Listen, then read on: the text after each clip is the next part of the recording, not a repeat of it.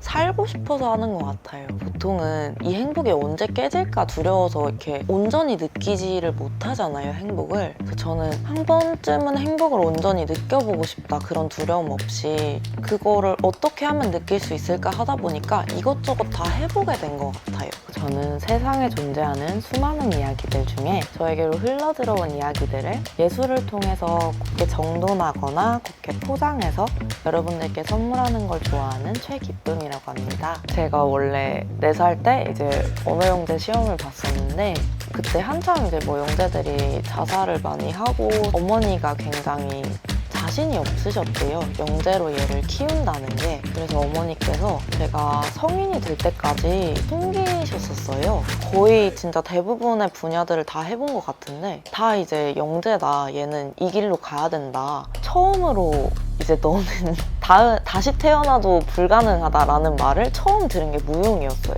그러면 나 이거 해봐야 되겠는데 하고 약간 승부욕에 시작을 하게 됐던 것 같아요. 사실 배우는 과정에서는 즐거움을 느꼈던 적이 한 번도 없었던 것 같아요. 하루에 3시간 자면서 했거든요. 제가 너무 늦게 시작해서. 그리고 이제 선생님께서 저를 조금 안 좋아하셨었어요. 그때는 성형을 되게 많이 했었거든요, 무용하는 사람들이. 그래서 성형을 자꾸 요구를 하시는데 제가 안 하니까 오늘은 너 집에 가다가 차에 치여서 턱부터 갈려가지고 턱이 갸름해져서 죽었으면 좋겠다, 이런 얘기도 듣고 되게 과학적으로 배우긴 했어요. 2학년 말쯤이었나? 제가 이제 어떤 살롱르테스라는 무용단에 들어가게 됐는데 그 얘기를 들었어요. 너는 일단 체형이 무용을 하기에 정말 최악의 체형인데 그렇다면 너만 할 수 있는 걸 하면 되지 않아? 라는 얘기를 그때 처음 들었어요. 그러면서 그때부터 내가 굳이 다른 사람들이랑 똑같은 춤을 출 필요가 없구나,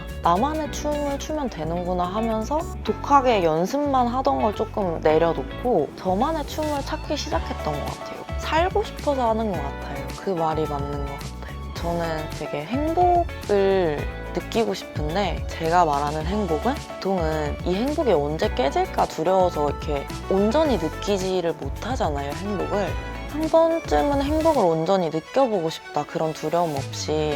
그거를 어떻게 하면 느낄 수 있을까 하다 보니까 이것저것 다 해보게 된 것 같아요. 뭐 시를 쓰면 행복을 느끼게 될까? 음악을 해서 내가 노래를 부르면 그 순간에는 내가 행복할까? 이런 궁금증들부터 시작해서 여러 가지 것들을 하게 된 것 같아요.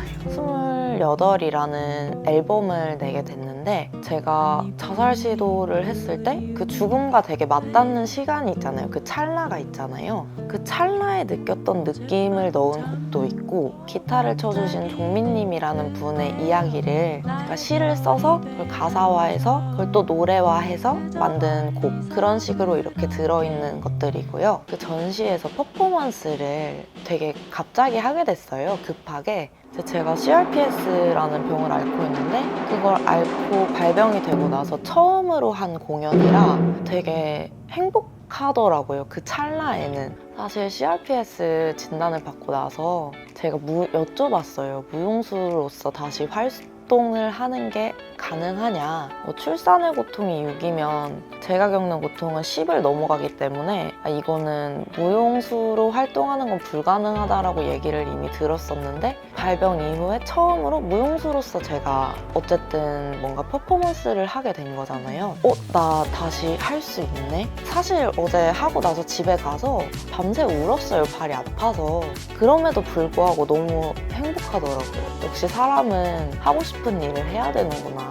그냥 저의 목표는 세상을 한번 뒤집는 거예요. 근데 그게 뭐 신문에 나고 이런 게 아니라 저 같은 경우에는 기면증도 있고 메니에르 증후군도 있고 CRPS도 있고 다양한 희귀 질환을 앓고 있는데 그거에 대한 인식이 생각보다 되게 없고 좋지 않아요. 예를 들면 기면증 같은 경우만 해도 수업 때 졸거나 이런 거를 너가 너무 무기 삼지 말아라, 그런 얘기를 들을 때가 되게 많았거든요.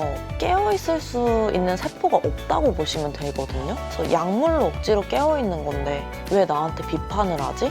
이만큼 사람들이 이거에 대한 인식이 없구나. 그래서 꿈 같은 건데 이제 저를 다큐멘터리로 찍어서 기면증 같은 경우에는 약을 먹은 하루랑 안 먹은 하루를 이렇게 비교해서 그런 베리어 프리 영화제에 내가지고 사람들한테 알려서 인식을 바꾸는 거죠. 제가 사람들을 만나면 해드리고 싶은 말인데 저 같은 경우에는 자살 시도를 굉장히 많이 하거든요. 일단 CRPS 때문에 아픈 것도 있지만 저는 늘 죽고 싶어요. 근데 그럼에도 불구하고 뭔가 죽어지지가 않고 살게 되더라고요. 이렇게 살아가게 되더라고요. 그리고 제 인생이 객관적으로 봤을 때는 기구한 게 맞아요. 이런 사람도 살아가는데 어차피 태어난 거 그냥 한번 나를 한 번쯤은 사랑해 봐주자? 왜 그런 얘기 있잖아요. 상대방이랑 내가 있을 때 내가 나를 너무 사랑하지 않으면 상대방은 사랑할 대상이 없대요.